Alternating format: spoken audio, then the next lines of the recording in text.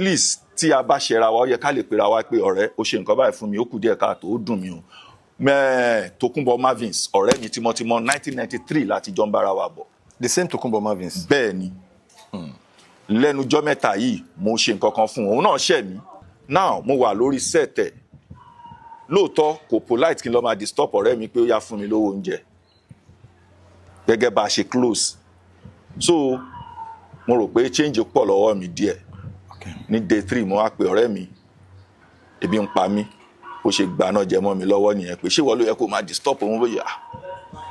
But nǹkan tó wá ṣe tó fi dùn èmi ni pé ó wá rán ọmọọṣẹ́ ẹ̀ sí mi pé kó lọ sọ fún mi pé kí n kúrò ní location mo ti ṣe tán pẹ̀lú òun. Ní day 3 ẹ lọ bá wọn fún ọ̀rẹ́ ẹ fẹ́ disturb wọn ẹ fẹ́ stress wọn. Bẹ́ẹ̀ni pé owó oúnjẹ alpha wọ́n dẹ̀ bínú. ó dẹ̀ bínú. Ṣé rí yín tó bí òun nù yẹn tó bá ṣe pé mi ni ó lè má bí mi nú. Nígbà tó dijọ́ kejì èmi ni mo pè ọ̀rẹ́ ṣé nǹkan tí mo ṣe fún ẹ lánàá ó dùn ẹ àbí má bínú Ọlọ́run fi bẹ̀ kó ń ṣe àwa tá a ti ń bára wa bọ̀ tipẹ́tipẹ́. You are welcome to your favorite show, Unscripted, with Jeff Owolewa, aka Tony Montana. On the show, you know how we do it now. Kí n pọ́n léwé, a máa ń bólẹ̀ báyìí bí aṣọ ni. We say it exactly the way it is. We go out of the box. And this edition is not going to be different because I have one of the most incredible actors in the game. You can call him a veteran. Torí pé kí ni wọ́n ti pẹ́ nínú game. Àwa bá wọn bẹ̀ ni.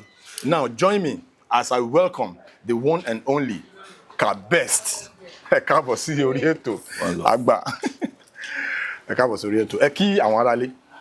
Mo kí gbogbo ẹ̀yin aráalé o. Orúkọ tèmi ni Abdulkabir Adékúnlé Iyèọlá aka Kabest. Èmi náà ni. Ẹ ti gbọ́ bí ó ṣe ń lọ Kabest la máa ń gbọ́. Bàtà wa náà join industry. Wọ́n tẹ̀ máa sọ pé èmi jọ Kabest dáadáa. A dẹ̀ dúpẹ́ níbi tí Ọlọ́run bá wa gbé dé ní èní yìí.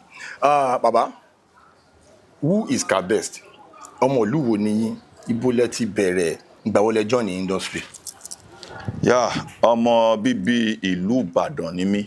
A bí mi sí ìlú Èkó, mo dàgbà sí ìlú Èkó, mo lọ sí school ní ìlú Èkó. Lọ́wọ́lọ́wọ́ báyìí náà ìlú Èkó ni mò ń gbé.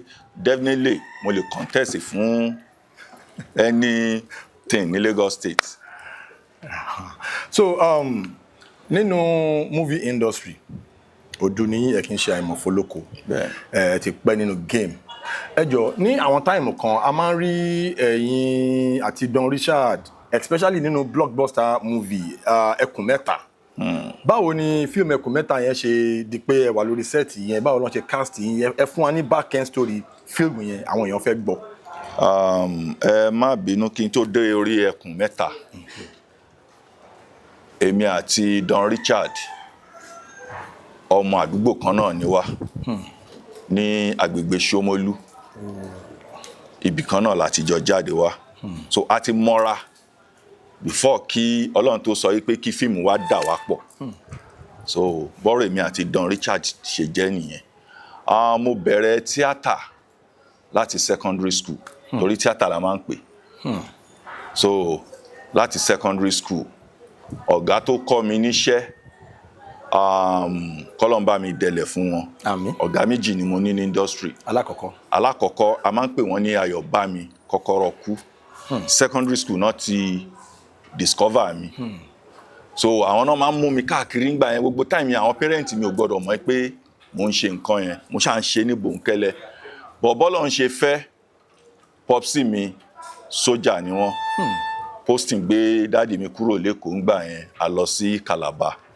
So ngbà tá a dé Calabar mo tún bá wọn kan pàdé wọ́n ṣe pidgin English drama mo tún fi style join wọ́n gbà yẹn àwọn parent mi ò mọ̀ but níbi tí Ọlọ́run nífẹ̀ẹ́ mi dé tó fẹ́ kí n ṣe iṣẹ́ yẹn posting tún dá dáàdì mi padà wá sí Lagos State ibẹ̀ ni mo ti wá pàdé ọ̀gá mi ẹlẹ́ẹ̀kejì ọkọ tiwọn náà sójà ní àjọ wa nù barracks kan náà Madam Ìyábọ̀ Mọ́mọ́ Awóruru. So bí mo ṣe rí wọn nìyẹn mo ṣáà join group wọn gbà yẹn ṣé dáàdì ẹ̀dẹ̀ máa láìkẹ̀ wọ́n tẹ̀lé mi dọ́dọ̀ dáàdì mi nígbà tí dáàdì mi dẹ̀ rí wọn òdú ni wọn kì í ṣàìmọ̀ fólóko dáàdì mi tẹ́wọ́ gbà wọ́n dẹ̀ yọ̀ǹda mi bí mo ṣe free nìyẹn. So láti bẹ̀ lọ a bẹ̀rẹ̀ sí forí tí kẹ̀rẹ̀kẹ̀rẹ̀ ajarunpá dé èmi àti ẹnìkan wọ́n ń pè ní Tọ́pẹ́ Ẹgbẹ̀jì .1 .1. kò sí ìtàn tí mo fẹ́ sọ tí mi ò bá ti dárúkọ ẹ̀ mi ì ṣe dáadáa àjọ jarun pápàdé ara wa ní industry náà ni kò mọ̀ mí èmi ò mọ̀ bọ̀ tó ń gbórúkọ mi so wọ́n wá ń ṣe casting lórí movie Aginjù Bẹ̀rù wọ́n wá ní ẹnìkan dẹ̀ wá pé tó bá dẹ̀ lo àní àṣọ ó lè ṣerò yẹn ṣá wọ́n ṣá pè mí sí èmi kọ́ mo play lead but nígbà tá a ya iṣẹ́ yẹn tán gbé dọ́dọ̀ mákẹ́tà nìkan lọ yà kún pé ẹni tó ṣe rò yìí kò yẹ kó kúnú fíìmù yẹn kán lọ yọ sí ibi tí mo ti kú so wọ́n ṣá padà fi mí play lead iṣẹ́ yẹn bí Ọlọ́run ṣe fi mí hàn nìyẹn so along the line Ìtẹ̀lẹ̀ ọmọ ló jẹ́ sí mi ọ̀gá ẹ̀ lèmi àti ẹjọ́ jẹ́ ọ̀rẹ́. Tálẹ̀ nìyẹn. Daddy J lórúkọ ẹ̀. Kò kí n ṣe Don Richard gangan ló kọ. Nǹkan ló kọ Ìtẹ̀lẹ̀ tẹ̀lé mi dáadáa tèmi àti ọ̀gá ẹ̀ gan tiẹ̀ jà yí pé mo gbọmọṣẹ́ òun. Báwo ni story yẹn ṣe lọ? Ok bí story yẹn ṣe lọ nígbà tí Daddy J dá group sílẹ̀ Ìtẹ̀lẹ̀ pẹ̀lú àwọn first batch ọmọọṣẹ́. Ok. So along the line àwa máa ń lọ sí rehearsal ẹ mọ̀ gẹ́gẹ́ bí ọ̀rẹ́ sọ̀rẹ́ a máa ń lọ sí rehearsal wọn so èmi ti ní face àwọn èèyàn ti mọ̀ mí Ìtẹ̀lẹ̀ like mi ó máa ń tẹ̀lé mi lọ sí location. Gẹ́gẹ́ bí ọmọọṣẹ́. Bẹ́ẹ̀ ni gẹ́gẹ́ bí ọmọọṣẹ́ ọ̀rẹ́ mi so kò wá sí location tèmi bá dé máa ní ẹjọ́ ẹ bá mi lu ọmọ mi síṣẹ́. So Ọlọ́run dẹ̀ jẹ́ kó jẹ́ ọmọ tó níwà rẹ̀lẹ̀ gan kò sẹ́ni tó máa meet Ìtẹ̀lẹ̀ tí ò ní nífẹ̀ẹ́ ó jẹ́ ọmọ tó níwà rẹ̀lẹ̀ gan so from there ká má fọ̀rọ̀ gùn Ọlọ́run gbé lọ́wọ́ sókè ó dẹni tó ń produce so the first production èmi ni mo PM ẹ̀. The first production. Ìtẹ̀lẹ̀ gangan ni title ẹ̀. Oh my God. Yíyẹ wo ni ṣe lè rántí? Àti mi ìbá ṣe mistake that should be around 2006 2007. 2006 2007. Yes. Ẹ̀yin lẹ ṣe. Èmi ni mo ṣe production manager iṣẹ́ yẹn gan ni mo fi decide pé mi ò ṣe production manager mọ́ láyé mi. Kí ló fà? Torí àwọn ìwọ̀sí ẹ̀ mọ̀ táwọn kọ̀ọ̀kan àwọn tó jẹ́ pé wọ́n bá wa ní industry but nítorí pé Ọlọ́run ti fún wọn lórúkọ tó ń ta lùmí àwọn òpè ṣé torí pé mò ń ṣe production manager lẹ ṣe ń fa àwọn ìwọ̀sí mi ì ṣe mọ́ mo ṣe decide pé mi ì ṣe mọ́ ẹ jẹ́ kí n face acting mi so first production ẹ̀ ní Ìtẹ̀lẹ̀ yẹn second production Ẹkùn Mẹ́ta. Second production Ìtẹ̀lẹ̀ ní Ẹkùn Mẹ́ta. Ó ní Ẹkùn Mẹ́ta. Ẹ má bínú o Kabest torí láwọn táìmù kan náà èmi náà jarunpá gẹ́gẹ́ bẹ́ẹ̀ mo lo terminology Ìtẹ̀lẹ̀ yẹn èmi náà jarunpá ní industry dáwọn táìmù kan mo jarunpá dé orí set Ìtẹ̀lẹ̀ kan tó yà tó ń pè ní Ọgbọ́n Ìmọ̀ àti Òye mi mọ̀ bí ẹ rántí. Mi ì sí níbi iṣẹ́ yẹn Don Richard náà ló direct ẹ̀ òun Fúnkẹ́ Ẹtì I think Ògògó. Yes. Iṣẹ́ yẹn ò jèrò bí bóyá bí 4-5 cast. So èmi dẹ̀ máa ń sọ pé orí set yẹn lèmi ti meet people like Babati. Okay. Orí set Ìtẹ̀lẹ̀ yẹn náà ni mo ti meet Austin Emmanuel. Okay. Táyọ̀ ẹ̀gbọ́n Táyọ̀ Adélẹ́yẹ tó wà ní Amẹ́ríkà yẹn. Okay. Àwọn náà wà lórí set yẹn ní yíyẹ yẹn lọ́n. Title iṣẹ́ yẹn gangan ń ṣe Ọgbọ́n Ìmọ̀ àti Òye. Kí ni title? Mo fẹ́ rántí kí ní bọ̀kan ṣé ó mu ti àbí báwo mo fẹ́ rántí title yẹn bí kí wọ́n máa mú kọ́ máa ríyàn mú. Okay. This guy tó wà l'Amẹ́ríkà Big Val. Big Val. Òun náà wà lórí set yẹn. Yes. So now ṣe ti rí gbogbo táìmù yẹn mo fẹ́ kẹ́ fún wa ní experience yín ní especially orí set Ẹkùn Mẹ́ta torí Ẹkùn Mẹ́ta jẹ́ kò sí báyìí fẹ́ sọ̀rọ̀ Ìtẹ̀lẹ̀ when it comes to production as a producer now tí a ní sọ̀rọ̀ Ẹkùn Mẹ́ta torí Ẹkùn Mẹ́ta ìgbà tí fíìmù yẹn drop oh my God. Fíìmù tó ta Ìtẹ̀lẹ̀ nìyẹn. Everywhere burst. Bẹ́ẹ̀ni. Ẹ wà lórí set yẹn. Bẹ́ẹ̀ni. Kevin Ekeduba wà lórí set yẹn. Bẹ́ẹ̀ni. Don Richard wà lórí set yẹn. Bẹ́ẹ̀ni. Kí ni experience yín lórí movie set yẹn tẹ́lẹ̀ share pẹ̀lú àwọn aráalé? Nígbà tí a fẹ́ ya Ẹkùn Mẹ́ta kò sẹ́ni tó mọ̀ pé iṣẹ́ tó máa blow tó yẹn ni but gbogbo wa fara ṣiṣẹ́ everybody fara ṣiṣẹ́ ṣé àwọn ibi tá a ti ń fò la fẹ́ sọ tá a ti máa fò látòrí ilé látòrí fence ibi tá a ti ń léra wa kiri nínú school la fẹ́ sọ ni experience yẹn mi mọ nǹkan tí mo lè fi wé because physically everybody fit ń gbà yẹn everybody fit the likes of Ọ̀túnba Michael. everybody fit Abana. My God. So everybody gbogbo wa kọ̀ kóra wa jọ ìfẹ́ la fi ṣiṣẹ́ yẹn gbà yẹn. So Kevin Ikeduba, how no, he's a great actor. Great actor. Great actor. All day, every day. Ṣẹ́rí tí acting ò bá sí lára ẹ̀ tó bá ń wo face Kelvin Don Richard wàá fẹ́ act. So mo fẹ́ lè sọ pé àwọn èèyàn kì í rí mi gẹ́gẹ́ bí crime actor, but seeing those two guys mo act tí inú èmi gan dẹ̀ ń dùn pé no nígbà tí fíìmù yẹn jáde mo wà níbì kan tẹ́nìkan big actor ni mi ì fẹ́ dárúkọ tẹ́ni yẹn sọ pé tóun bá ní kóun mú the best crime actor in this movie I will pick this guy. Èmi dẹ̀ ń bọ̀ lẹ́yìn ẹni yẹn ò mọ̀ pé mi ń bọ̀ lẹ́yìn. Ẹ̀yin lẹ́ni yẹn rí fẹ́ wàláì. Kí lorúkọ ẹni yẹn torí ètò táwa yìí ló ń pè ní unscripted. Kọ́lọ́n bá ń fi Amẹ́ríkà kọ́ ẹ Fúnṣọ́ Adéolú. Ẹ jọ̀ọ́ torí ṣọ́ọ̀tì yẹn fẹ́ kí ṣọ́ọ̀tì yẹn kà tiẹ̀. Ṣé lórí ètò táwa yìí unscripted ni mo fẹ́ ká máa sọ ṣàn la máa ń rìn. Ṣàn láàrin ajé ló máa ń mú ní pẹkọrọ ta ní. Kí Ọlọ́run bá mi fi Amẹ́ríkà kẹ́ Fúnṣọ́ Adéolú. Fúnṣọ́ Adéolú bẹ́ẹ̀ni finest. Yes. Náà sọ pé táwọn bá máa mú. Pé táwọn bá ní káwọn mú a wà ní location kan náà ni táwọn bá ní káwọn mú best actor in this set. Ẹkùn mẹ́ta. Bẹ́ẹ̀ni àwọn máa mú bọ̀bọ̀ yìí. You know my style mo ṣe irun yẹn mo di ẹ̀gbẹ́ méjèèjì báyìí so everything wà unique. Oh my God. Ọlọ́run jẹ́ ká ṣe lè ṣe irú ẹ̀. The thing is this conversation is getting interesting because nígbà táwa náà dé industry gọ̀nàgọ̀nà làwa náà gbé wọ industry mi àti crack especially so people like you people like Don Richard Kevin Ikeduba ṣe mọ̀ pé Don Richard àwọn kan máa ń sọ pé even Don Richard máa ń sọ láwọn time kan pé àwọn làwọn kọ́ ìtẹ̀lẹ̀ ní gbogbo military movement bí wọ́n ṣe máa handle so gbogbo time yẹn gbogbo àwọn movies yẹn especially Ẹkùn Mẹ́ta one of the biggest highlights in pé ká máa ya crime story kọ́ máa shoot ẹ̀ bó ṣe yẹ kán yà Ẹkùn Mẹ́ta jẹ́ kan lára film tó pave way fún action packed movie ní Nollywood wa kí lẹ lè rí sọ sí ẹ shed more light lórí ẹ̀ torí mo fẹ́ jẹ́ kí àwọn èèyàn fíìlì àwọn nostalgic moment ìgbà yẹn. Sherry, I don't want to talk much about that. Ẹ mọ nǹkan tó padà dùn mí ni pé mo kú character mi kú nínú Ẹkùn Mẹ́ta because ká ní character mi ò kú nínú Ẹkùn Mẹ́ta yẹn ni ó yẹ kí n wà nínú Return of Ẹkùn Mẹ́ta. Oh my God. So ngbà tó Ẹkùn Mẹ́ta dó èmi àti tẹ́lẹ̀ mi sorry láti sọ ó dàbí pé gap ti wà láàrin wa. Kò síjà o. Dọ̀la tó bá rí mi ó máa ń kí mi with full respect. But bóyá torí pé distance I don't know kọ́lọ́n gbàdúrà gbogbo wa. Àmín. So ìgbà tó fẹ́ ya Return of Ẹkùn Mẹ́ta yẹn mo dá wà nù ilé mo dẹ̀ ń sunkún pé kí ló dé tí mi lè sí lórí sẹ́ẹ̀tì yìí but ká máa dúpẹ́ lọ́wọ́ Ọlọ́run. Wow. Ká máa dúpẹ́ lọ́wọ́ because Ẹkùn Mẹ́ta yẹn ó jẹ́ kí àwọn èèyàn rí mi ní aspect of crime. Àwọn èèyàn kì í rí mi gẹ́gẹ́ bí crime actor. Àwọn èèyàn máa ń wò pé bóyá physique mi ò look rugged tó.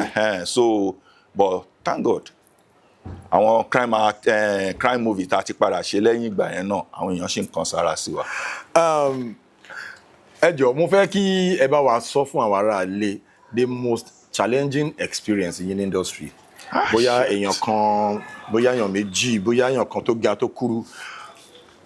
Kí ni nǹkan tí ẹni yẹn ṣe kí ni most challenging experience yín tẹ́ bá rántí báyìí ó máa ń jẹ́ nǹkan tó máa ń bá yín nínú jẹ́ tí yóò kì í dùn tẹ́lẹ̀ gbàgbé mọ́ láyé ẹ ṣe ẹ̀ pẹ̀lú àwọn aráalé. Ó pọ̀ mélòó la fẹ́ kà àmọ́ kan tó dùn mí jù tí mo sunkún ọ̀rẹ́ mi lẹni tó ṣe fún mi producer ni director ni actor ni. Ta lẹni tẹ́ ń sọ yìí. Kúnlé Ramon Poster ó padà bẹ̀ mí àti yanjú ẹ̀ bọ́ ṣe mọ̀ wípé a lè má máa sọ. Kí ni nǹkan náà. Ó pè mí sí iṣẹ́ kan ní Alárì culture ni mo wá bá ṣe ọba nínú iṣẹ́ yẹn ṣe rí àwọn nǹkan kan wà tá a máa ń ṣe tó kù díẹ̀ káàtó ó yẹ kó pè mí wọ́n náà wọ̀n pé ọ̀rẹ́ nǹkan ti ṣẹlẹ̀ o ọgbọ́n tá a bá máa dá ni ká tètè mọ̀ a ti wá parí iṣẹ́ ọ̀rẹ́ mi wá gbé mi lọ sílé olóúnjẹ ó ní kí n lọ jẹun ó tàn mí síbẹ̀ òun àti girlfriend dẹ̀ wọ́n dẹ̀ kẹ́rù wọ́n dẹ̀ lọ. wọ́n kúrò lóko. wọ́n kúrò lóko. as a producer kúrò lóko. producer kúrò lóko.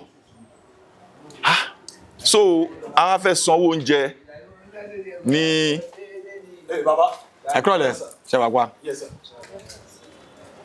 a fẹ́ sanwó oúnjẹ ní màmá olóúnjẹ yẹn wá ní yá ẹ fóun ló máa ní pósítà ló máa san ló ní pósítà irọ́ òun ò tàwìn fún pósítà mọ́ nǹkan bá ní òkè kan lọ bá mi pè nígbà tí ẹni tí mo rán lọ sí ilé ibi tó wà lẹ́ni ẹ bá ní wọ́n sọ pé wọ́n ti lọ síbo náà ti lọ sílé báwo mi ò gbọ́rú ẹ̀ rí èmi dẹ̀ rèé kò sí nǹkan lápò mọ́. bí oúnjẹ ilé ló ní ẹjẹ bẹ́ẹ̀ jogún mi ì tiẹ̀ rántí torí kò ń ṣe èmi nìkan.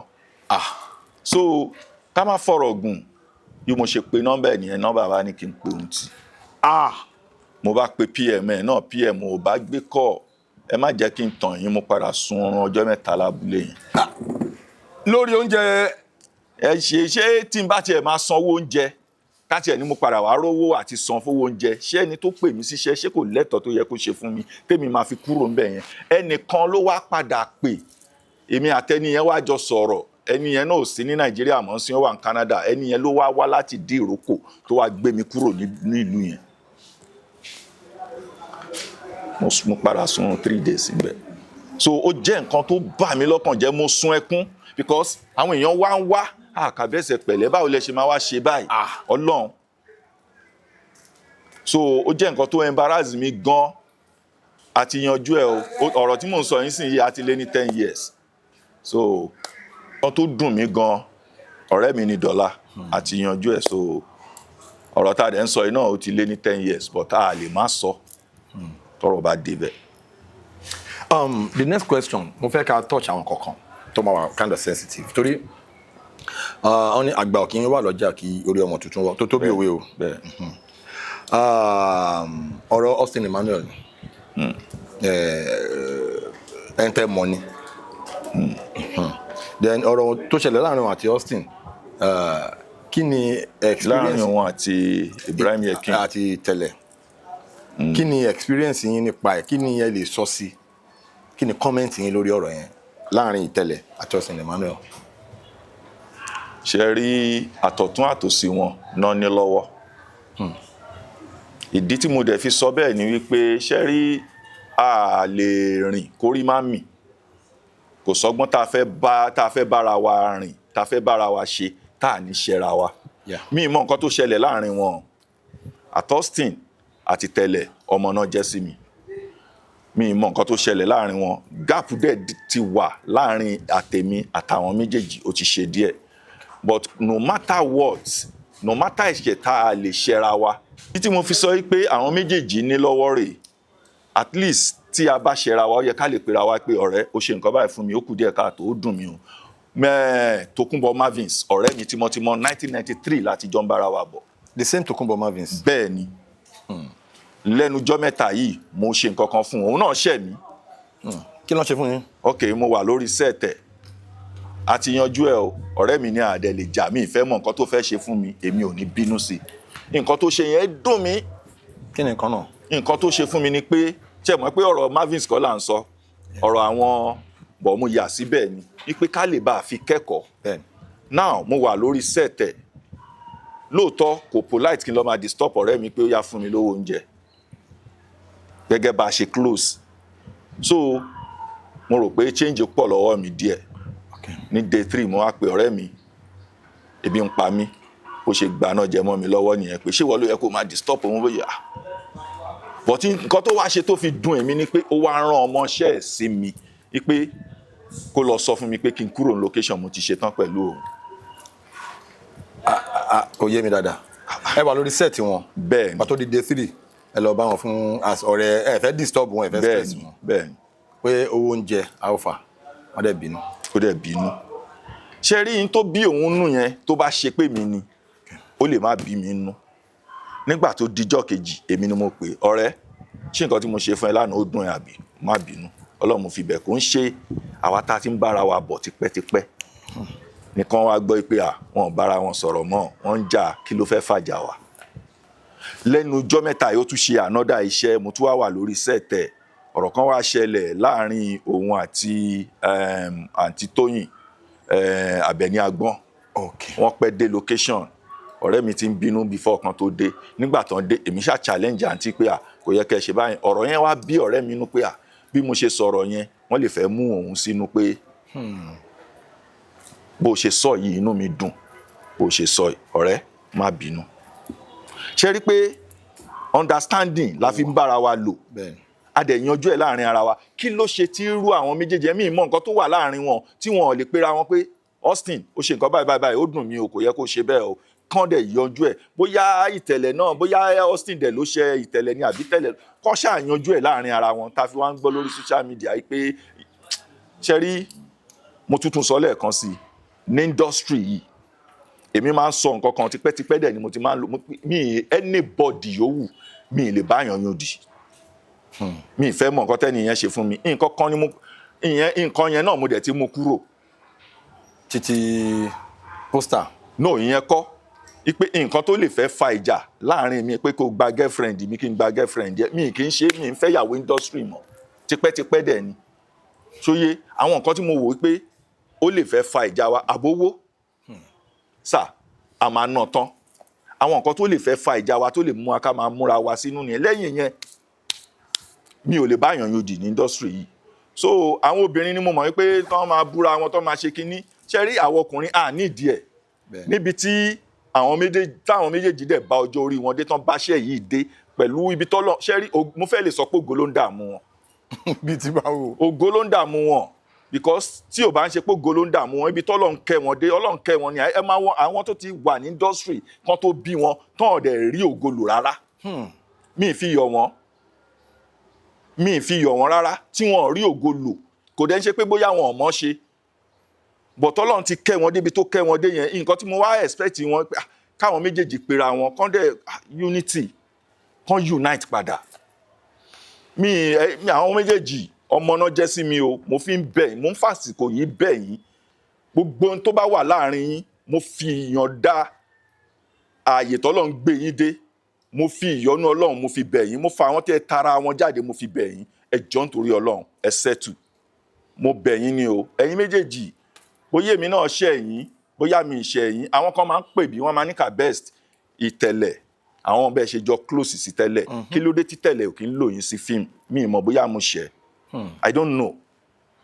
Tó bá jẹ́ pé mo ṣẹ̀ kó dáríjì mi. Austin Emmanuel nígbà kan mo máa ń wà nínú fíìmù ẹ̀ dáadáa. Gbogbo alamọ̀. Èmi àti ẹ̀ máa ń sọ̀rọ̀, ó máa ń ní ẹ̀gbọ́n mi, ṣé mo tẹ́jú yín mọ́lẹ̀ rí? Ó tẹ́jú mi mọ́lẹ̀ rí, but ó kì í pè mí síṣẹ́.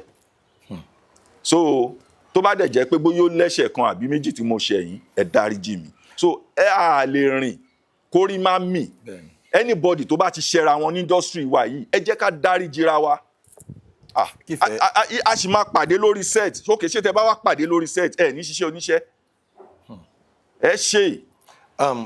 That brings me to my next question, because a lot of people máa ní ó ti pẹ́, because àwọn kan máa ń rí Kabest lẹ́gbọ́n ẹ àjọra wa, mo jọ yín ìgbà tí mo kọ́kọ́ wọ industry. Àwọn èèyàn tún máa ń pè mí, wọ́n á ní Jeff, Ọlọ́run ní ṣe ẹ má jẹ́ ń bá yín jà, ṣé bẹ́ẹ̀ la jọra wa tó ni?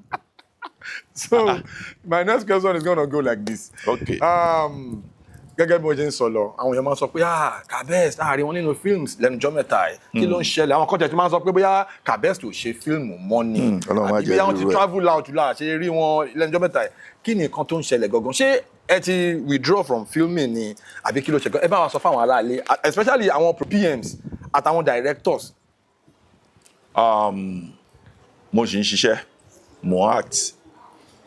Ẹ gbọ́ pé mo sọ̀rọ̀ pé location Marvins, mo wà lórí set ẹ̀, mo ti wà lórí set ẹ̀ bíi 3-4 lẹ́nu ọjọ́ mẹ́ta ẹ̀. Mo ṣe lọ bá àwọn Ṣẹ́gun Ògúngbè ṣiṣẹ́ l'Abẹ́òkúta. So mo ṣì ń ṣiṣẹ́, but láàárín àwọn àkókò kan ìṣẹ̀lẹ̀ kan ṣẹlẹ̀, but mo dúpẹ́ lọ́wọ́ Ọlọ́run pé sunkún lórí mi.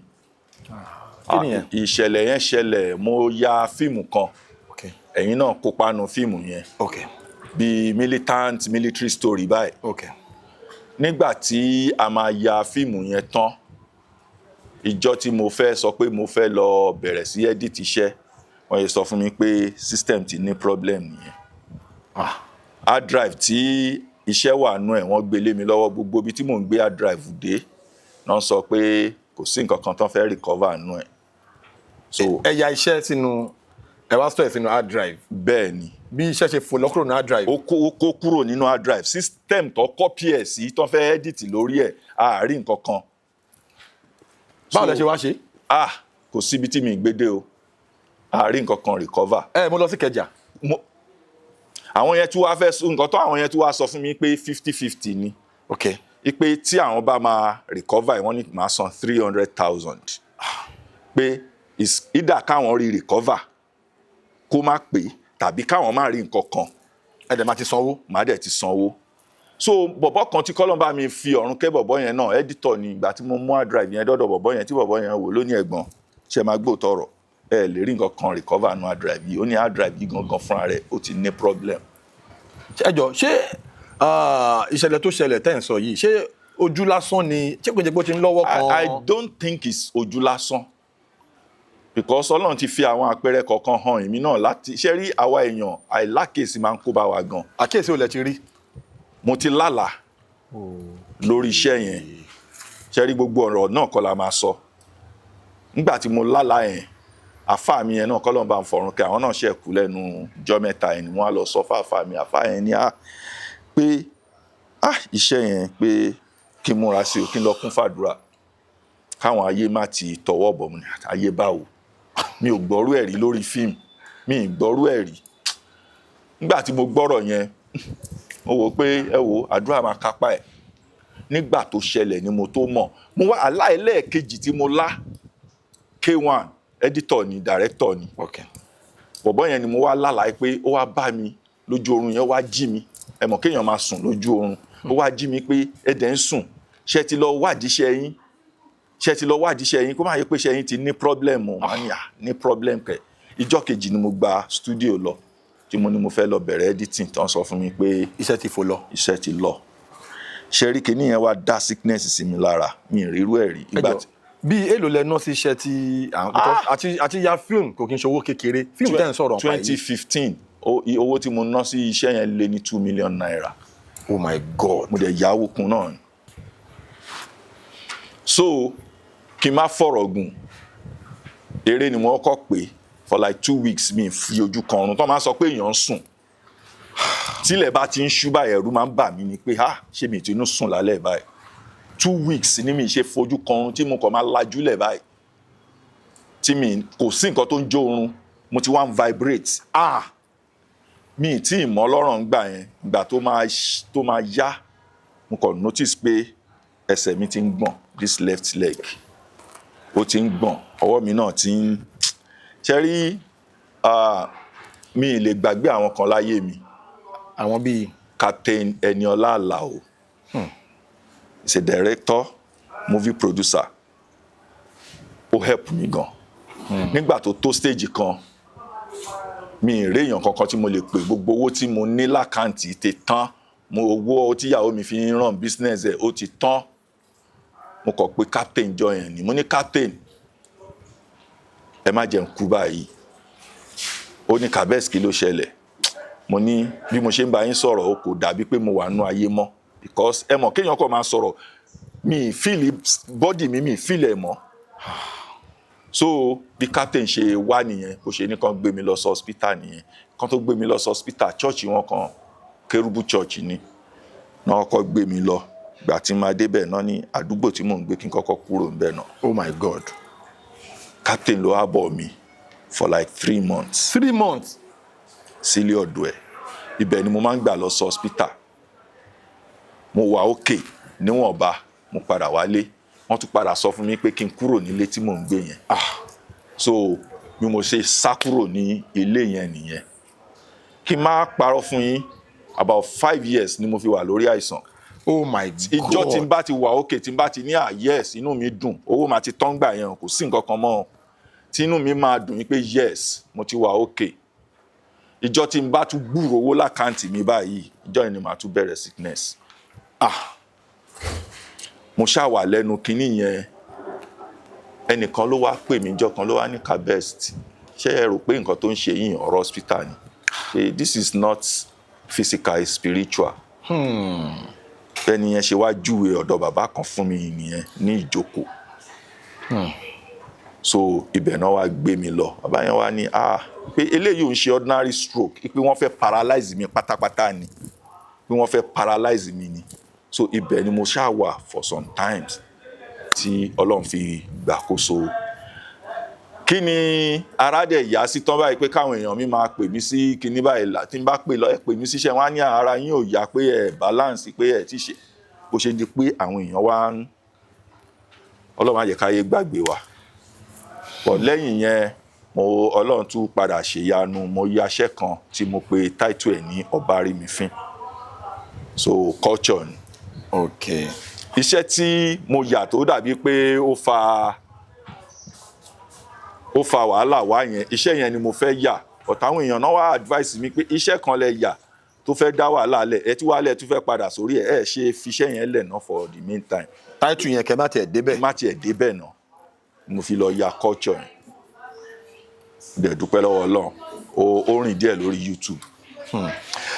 Ẹ̀yin tí wàá nílé gbogbo ẹ̀ náà lẹ ti gbọ́ ìdí tí ẹ fi rí Kabest nínú films for a while wọ́n ti sọ gbogbo ẹ̀. So nǹkan tí mo fẹ́ sọ gangan ni pé so bá ṣe rí yín lè ní yìí tẹ́ rìn tí gbogbo ara yín tí everything wà okay yìí adúrú nǹkan bẹ́ẹ̀ yẹn ti ṣẹlẹ̀. nǹkan ṣe ọ̀tá mi o. Industry ò dẹ̀ mọ̀. Ẹ rí mo jẹ́ èèyàn kan tó ojú máa ń tì mí ojú máa ń tì mí kí n wá pariwo sórí social media pé ẹ jọ̀ọ́ ẹ ràn mí lọ́wọ́ nǹkan báyìí ń ṣe mí o. Kò ń ṣe pé bóyá financially rabaraba ẹ ṣì wà ńlẹ̀ o but mo dúpẹ́ lọ́wọ́ Ọlọ́run mi ì là mi ì dẹ̀ ṣàgbé. Dúpẹ́ lọ́wọ́ Ọlọ́run. Ẹ̀yin tiwa nínú industry I want to address you guys. Ṣètìrí the only support tí a lè ṣe fúnra wa òun ni ká ṣe fúnra wa nígbà tá a ṣì wà láyé tá a ṣì wà láàyè. Yeah, I'm using this medium once again láti sọ fún gbogbo ẹ̀yin stakeholders ní movie industry àti production managers àtẹ̀yin directors àtẹ̀yin producers àtẹ̀yin script writers àtẹ̀yin ẹ jọ̀ọ́ Kabest is back. Fully back. As in super fit as a fiddle. Kabest lẹ́ ń wò yìí. Tí ẹ bá fẹ́ ṣe film ẹ jọ̀ọ́ ẹ jẹ́ ká máa níran àwọn àgbààgbà tó wà nínú industry wa ẹ jẹ́ ká máa help wọn. Kabest is back fully very very fit. Tẹ́ bá fẹ́ ṣe film ẹ máa níran wọn nínú casting yín. Ìyẹn ni mo ní kí n fẹ́ opportunity yìí sọ ní interview yìí. Kabest lẹ ti rí Kabest ẹ bá wọn sọ̀rọ̀ ẹ bá wọn. Ẹ̀yin èèyàn mi ò lọ́nà méjì o kò sí rò tẹ́ máa ní kí n ṣe tí mi lè ṣe lóòótọ́ èjì tí ń wà on our side kò ń ṣe bá ṣe wà 10 years ago rèé tẹ́ bá sì ní kí n fò látòrí a story building mo sì lè fò. ẹ má fò. Kò sí role náà any role culture crime acting kápọ̀fọ̀ mi tí mọ role náà comedy I'm not a comedian per se but kò tẹ́ bá pè mí sí comedy náà mo sì máa gbìyànjú so mi tí rí role náà. So ẹ ti gbọ́ fúnra ara yín láti ẹnu Kabest is back fully. Ẹ̀yin tiwa nílé ẹ jọ̀ọ́ gbogbo bó ṣe ń lọ òun náà lẹ ti rí Kabest lẹ ti rí ẹ rí wọn live and direct. Kabest ẹ jọ̀ọ́ ẹ bá wa sọ nǹkan kan tó jẹ́ pé tẹ́ bá rántí ó máa ń dùn mọ́ yín nínú industry wa tó ṣẹlẹ̀ sí yín ní industry wa. Nǹkan tí mo máa ń dùn mọ́ mi nínú ó pọ̀ but ìkànnú ẹ̀ tí ń máa sọ ṣe rí lóòótọ́ kò dákẹ́dà máa ro ara ẹ̀ pin pé ṣóun lè jẹ́ nǹkan.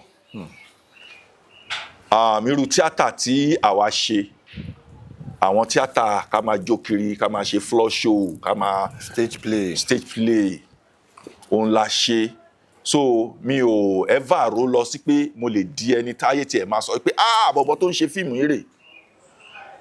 Ní ọdún tí Aginjù Bẹ̀rù jáde that was 2005 mi ìrántí date yẹn mi ìrántí month yẹn mọ́ it should be around August. Nígbà tó jáde mo wà nínú ṣọ́ọ̀pù màmá wa kan ní Lágbàdo mo kàn rí táwọn èrò péjọ sí iwájú ta èrò yìí ti pọ̀ jù èmi tí èrò pọ́n ń jà ni náà wá sọ pé kí ló dé kí ló ṣẹlẹ̀ náà bá ní bọ̀bọ̀ tó wà nù ṣọ́ọ̀bù yẹn nìkan pè wá bọ̀bọ̀ tó wà nù ṣọ́ọ̀bù yẹn nìkan pè wá kí ló ṣẹlẹ̀ tá a mú jẹ lówó mi èmi tí mi ń fa wàhálà mo ṣe bọ́ta nìyẹn báwọn èèyàn ṣe rá mi mú nìyẹn pé super actor super kinní kan ó wá ń yà mí lẹ́nu pé èmi náà ìyẹn ò tú wá tó àwọn ọ̀rẹ́ mi wá sọ fún mi pé sórí bó ṣe ṣẹlẹ̀ yìí má dúró tètè má lọ Ìdúmọ̀tà bó ṣe dijọ́ kejì nìyẹn mo bá gba Ìdúmọ̀tà lọ pé kí n tiẹ̀ lọ wo bí àwọn èèyàn ṣe máa welcome mi sí inú mọ́tò ni mo ti ń gbọ́ táwọn èèyàn ti láyé mọ́ọ̀lù ẹ̀ mo ti ń gbọ́ táwọn èèyàn ròyìn fíìmù yẹn mo wá ká orí sórí síìtì tó wà wájú mi báyìí mo dẹ̀ ń sun ẹkún. Kí ló pa yín nígbè? Èmi náà ń pẹ́ bọ̀bọ̀ yẹn ó hà ti pa bọ̀bọ̀ yẹn mọ̀ hà ti o mo wá ń sunkún pé ṣé èmi náà ìyẹn ò tún wá tán nígbà tí màá bọ́lẹ̀ ní Ìdúmọ̀tà bánà tí Super A film tó ṣe gàdàgbà báyìí ni wọ́n wá gbé mi sáàrin bánà yẹn àwọn èèyàn wá pé wọ́n wá ń wò ṣẹ́rí tí máa bọ́lẹ̀ báyìí táwọn ọmọ ta Ìdúmọ̀tà ara mi mú báyìí àwọn náà escort mi dé ọ̀dọ̀ Super A ló sanwó mi lọ́dún náà lọ so ó jẹ́jọ́ tí mo máa ń rántí tí inú mi máa dùn nítorí ẹ̀ mo máa ń sọ pé kò sí bí mo ṣe fẹ́ sọ ìtàn ayé mi ní industry tí mi ní dárúkọ Tọ́pẹ́ Ẹgbẹ̀jì .1 ó ṣe kan yẹn ọ̀rẹ́ mi ò kàn fowó mọ̀ mi wàláì òun ló jẹ́ kí n di ẹni tó ń fi acting jẹun léni. Ẹ̀yin tí wà nílé ẹ ṣáà ti rí bí ó ṣe ń lọ lórí ètò Unscripted ẹ jọ̀ọ́ màá béèrè lọ́wọ́ Kabest ẹ máa bá mi fi torí kò sí bí ẹni tó bá ti jẹ́ iconic figure nínú entertainment industry báwọn òyìnbó ṣe máa ń ṣe gbogbo lifestyle wọn tó bá ṣáà ti jẹ́ entertainer lifestyle wọn content ni so kí ni social media handle yín Instagram, TikTok, Facebook ẹ jẹ́ káwọn èèyàn mọ̀ so táwọn producers náà bá fẹ́ reach out sí nọ́mbà wo ló lè pè yín sí. Okay. Kí n bẹ̀rẹ̀ pẹ̀lú Facebook mi Kabir Adékúnlé Iyèọlá Instagram and TikTok mi Kabest 100 Instagram mi Kabest 100 TikTok mi Kabest 100 so tẹ́ bá dẹ̀ fẹ́ kàn sí mi lórí WhatsApp 08077868780 08077868780. Ẹ ṣé gan. Thank you so much sir. Ẹ ṣé gan tẹ́ darapọ̀ mọ́ wa lórí ètò lénìí. Mo dẹ̀ mọ̀ pé inú àwọn ará ilé máa dùn pé Kabest la tún rí.